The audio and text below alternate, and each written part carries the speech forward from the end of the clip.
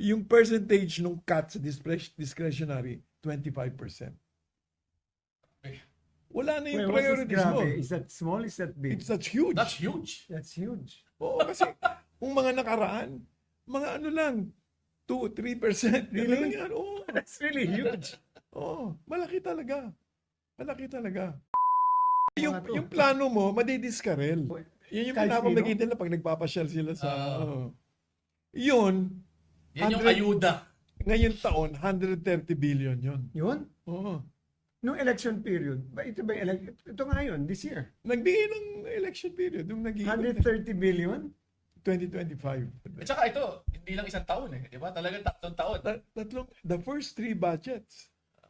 Kaya nga kaya nga, ang hihingi natin, hindi lang investigation dito sa mga nagnakaw ng pera. Pero bakit naging ganun yung proseso ng budget?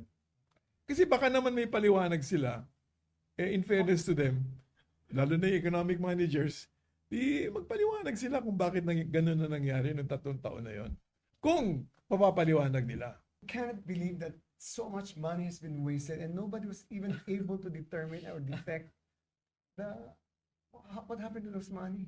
That's the big question. Kasi yung Ang sasabihan niya, imposibleng hindi na-detect.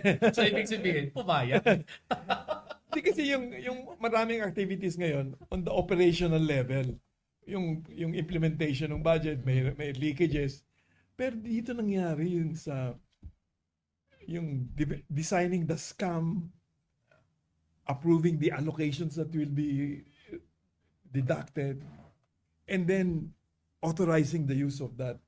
Hindi pwedeng desisyon niya ng isang sekretary lang eh.